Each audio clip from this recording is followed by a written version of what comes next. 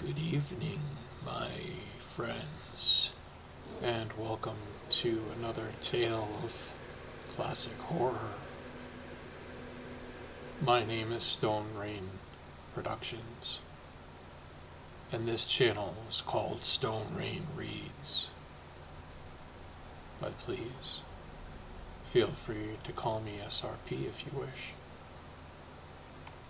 Today we are going to be reading a story by Ambrose Bierce. The name of the story is called The Damned Thing, by the light of a tallow candle, which had been placed on one end of a rough table. A man was reading something written in a book. It was an old account book, greatly worn, and the writing was not apparently very legible, for the man sometimes held the page close to the flame of the candle to get a stronger light upon it. The shadow of the book would then throw into obscurity half the room, darkening a number of faces and figures. For beside the reader, 8 other men were present. 7 of them sat against the rough log walls, silent and motionless, and, the room being too small, not very far from the table. By extending an arm, any one of them could have touched the 8th man, who lay on the table, face upward, partially covered by his sheet, his arms at his side. He was dead. The man with the book was not reading aloud, and no one spoke. All seemed to be waiting for something to occur. The dead man only was without exception. From the blank darkness outside came in, through the aperture that served for a window, all ever unfamiliar noise of night in the wilderness, the long nameless note of a distant coyote, the stilly pulsing thrill of tireless insects in trees, strange cries of night birds, so different from those of birds of the day, the drone of the great blundering beetles, and all that mysterious company. Its members were not overmuch addicted to idle interest and matters of no particular importance. That was obvious in every light of their rugged faces, obvious even in the dim light of a single candle. They were evidently men of the vicinity, farmers and woodmen. The person reading was a trifle different. One would have said of him that he was of the world, worldly, albeit there was that in him, his attire, which attested a certain fellowship with the organisms of his environment. His coat would hardly have passed muster in San Francisco. His footgear was not of urban origin, and the hat that lay by him on the floor, he was the only one uncovered, was such that, if one had considered it an article of mere personal adornment, he would have missed its meaning. In countenance, the man was rather proposing, with just a hint of sternness, though he may have assumed or cultivated as appropriate to one in authority, for he was a coroner. It was by his virtue of his office that he had possession of a book, which he was reading. It had been found among the dead man's effects in his cabin, where the inquest was now taking place. When the coroner had finished reading, he put the book into his breast pocket. At that moment the door was pushed open, and a young man entered. He clearly was not of mountain birth and breeding. He was clad in those who dwell in cities. His clothing was dusty, however, as from travel. He had, in fact, been riding hard to attend the inquest. The coroner nodded. No one else greeted him. "We have waited for you," said the coroner. "It is necessary to have done with this business tonight." The man smiled. "I am sorry to have kept you," he said. "I went away not to evade your summons, but to post my newspaper an account of what I suppose I am called back to relate." The coroner smiled. "The account that you posted to your newspaper," he said, "differs probably from that which you will give here under oath." "That," replied the other, rather hotly, with a visible flush, "is as you choose. I use manifold paper, and I have a copy of what I sent. It was not written as news, for it is incredible, but as fiction, it may go as part of my testimony under oath. But you say it is incredible. That is nothing to you, sir, if I also swear that it is true. The coroner was apparently not greatly affected by the young man's manifest resentment. He was silent for some moments, his eyes upon the floor. The men about the sides of the cabin walked in whispers, but seldom withdrew their gaze from the face of the corpse. Presently the coroner lifted his eyes and said, "We will resume with the inquest." "What is your name?" the coroner asked. "William Harker." "Age?" 27. "You knew the deceased, Hugh Morgan?" "Yes." "You were with him when he died?" "Near him." "How did that happen? Your presence, I mean." "I was visiting him at a place to shoot and fish. Part of my purpose, however, was to study him and his odd, solitary way of life. He seemed a good model for a character in fiction.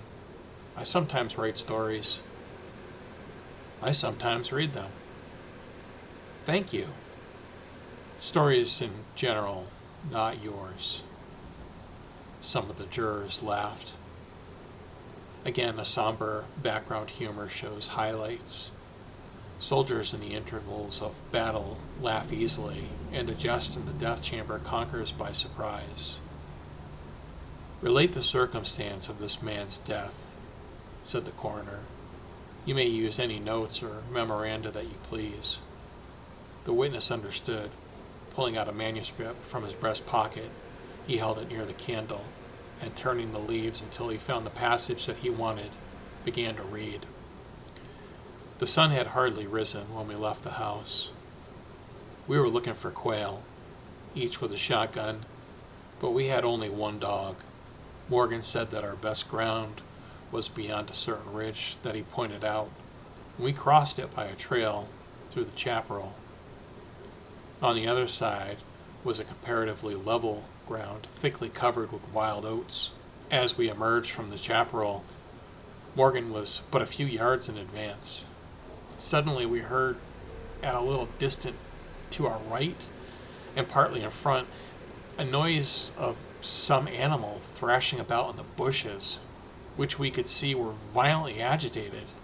"We've started the deer," said I. "I wish we had brought a rifle."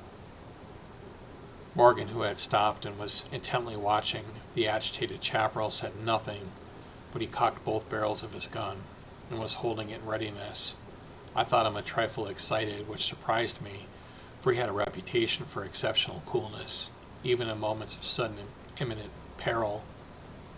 "Oh, come," I said. "You're not going to fill up a deer with quail shot, are you?" Still, he did not reply, but catching a sight of his face as he turned it slightly towards me, I was struck by the pallor of it.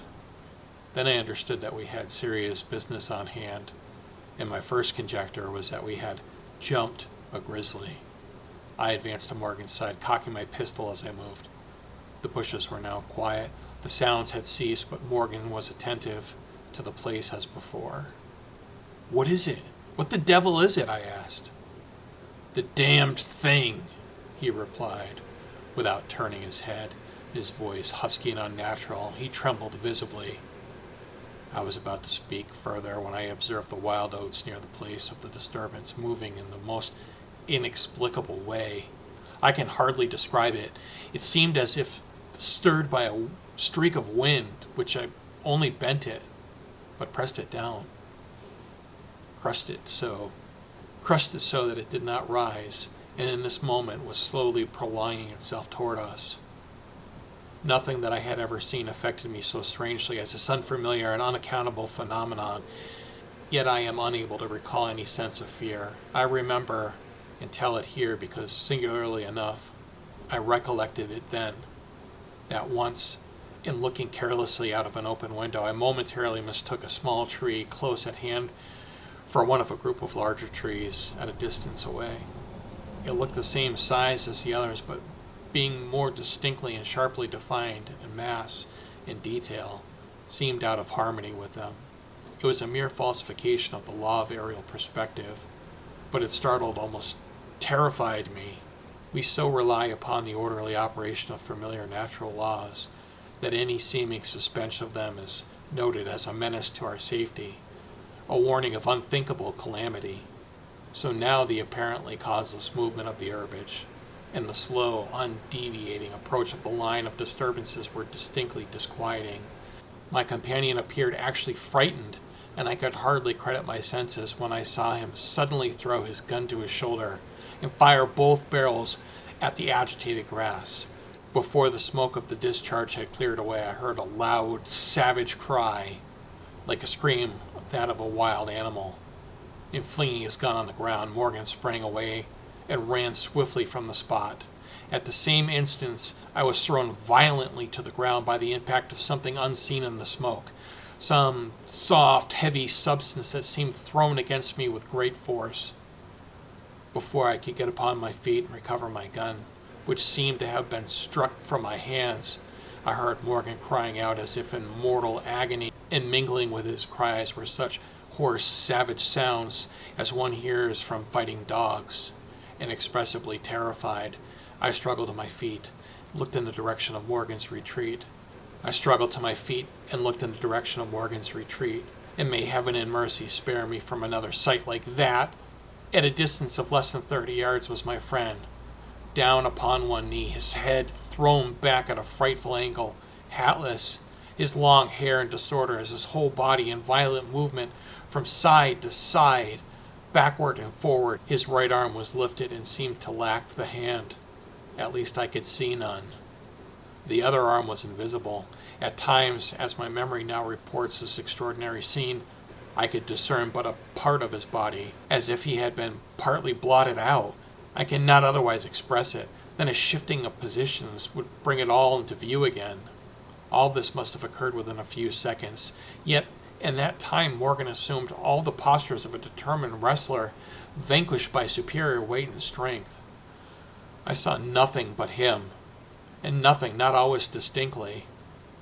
During the entire incident, his shouts and curses were heard as if an enveloping uproar of such sounds of rage and fury I had never heard from the throat of any man or brute. For a moment only I stood irresolute. Then, throwing down my gun, I ran forward to my friend's assistance. I had a vague belief that he was suffering from a fit or some form of convulsion. Before I could reach his side, he was down and quiet. All sounds had ceased, but with a feeling of such terror as even these awful events had not inspired. I now saw the same mysterious movement of wild oats prolonging itself from the trampled area about the prostrate man toward the edge of the wood. It was only when I had reached the wood that I was able to withdraw my eyes and look at my companion. He was dead. The coroner rose from his seat and stood beside the dead man, lifting an edge of the sheet, pulled it away, exposing the entire body, altogether naked, showing a candlelight a clay-like yellow. It had, however, broad maculations of bluish black, obviously caused by extravased blood from contusions. The chest and sides looked as if he had been beaten with a bludgeon. There were more dreadful lacerations. The skin was torn in strips and shreds. The coroner was moved round to the end of the table and undid a silk handkerchief, which he had passed under the chin and knotted the top of the head. When the handkerchief was drawn away, it exposed what had been his throat. Some of the jurors who had risen to get a better view repented their curiosity and turned away their faces. Witness Harker went to the open window and leaned out across the sill, faint and sick. Dropping the handkerchief upon the dead man's neck, the coroner stepped to an angle of the room and from a pile of clothing produced one garment after another, each of which he held up for a moment for inspection. All were torn and stiff with blood. The jurors did not make a closer inspection. They seemed rather uninterested. They had in truth seen all this before, the only thing that was new to them being Harker's testimony. "Gentlemen," the coroner said, "we have no more evidence, I think. Your duty has been already explained to you. there is nothing you wish to ask, you may go outside and consider your verdict. The foreman rose, a tall, bearded man of 60, coarsely clad. I should like to ask one question, Mr. Coroner, he said. What asylum did this your last witness escape from? Mr. Harker, said the coroner, gravely and tranquilly. From what asylum did you last escape? Harker flushed crimson again, but said nothing, and the 7 jurors rose and solemnly filed out of the cabin. If you have done insulting me, sir, said Harker, as soon as he and the officer were left alone with the dead man, I suppose I am at liberty to go? Yes. Harker started to leave but paused, with his hand on the door latch. The habit of his profession was strong in him, stronger than a sense of personal dignity.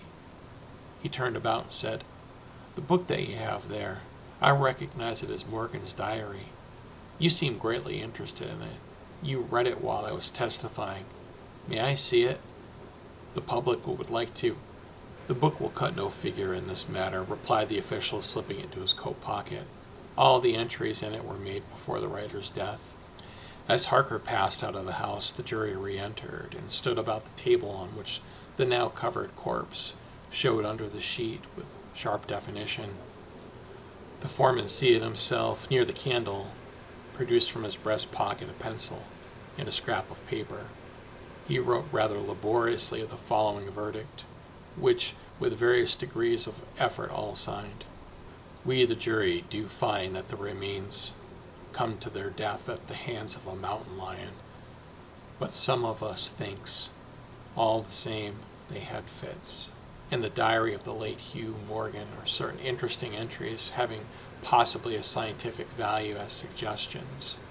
At the inquest upon his body, the book was not put in evidence. Possibly the coroner thought it not worthwhile to confuse the jury. The date of the first of the entries cannot be ascertained. The upper part of the leaf is torn away, and part of the entry remains as following. Would run in half circle, keeping his head turned always toward the center, and again he would stand still, barking furiously. At last he ran away into the brush as fast as he could go. I thought at first he had gone mad, but on returning to the house found no other alteration in this manner than what was obviously due to fear of punishment. Can a dog see with his nose? Do odors impress some olfactory center with images of the thing emitting them? September 2nd. Looking at the stars last night as they arose from the crest of the ridge east of the house, I observed them successively disappearing from left to right. Each was eclipsed but in an instant, and only a few at the same time, but along the entire length of the ridge, all that were within a degree or two of the crest were blotted out. It was as if something had passed along between me and them. I could not see it, and the stars were not thick enough to define its outline. Ugh, I don't like this. Several weeks, entries are missing, 3 leaves being torn from the book. September 27th. It has been about here again. I find evidence of his presence every day. I watched again all of last night in the same cover, gun in hand, double charged with buckshot. In the morning fresh footprints were there, as before. Yet I would have sworn that I did not sleep. Indeed, I hardly slept at all. It is terrible, insupportable. If these amazing experiences are real, I shall go mad. If they are fanciful, I am mad already. October 3rd. I shall not go. It shall not drive me away. No, this is my house, my land. God hates a coward. October 5th. I can stand it no longer. I have invited Harker to pass a few weeks with me. He has a level head. I can judge from his manner if he thinks me mad. October 7th. I have the solution to the problem.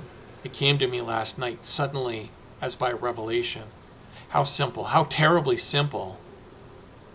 There are sounds that we cannot hear. At either end of the scale are notes that stir no chord of that imperfect instrument, the human ear. They are too high or too grave.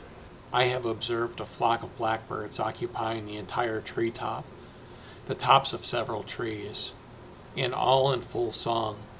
Suddenly, in a moment, at absolutely the same instant, all spring into the air and fly away. How? They could not all see one another. Whole tree tops intervened, and at no point could a leader have been visible at all. There must have been a signal of warning or command, high and shrill above the din, but by me unheard.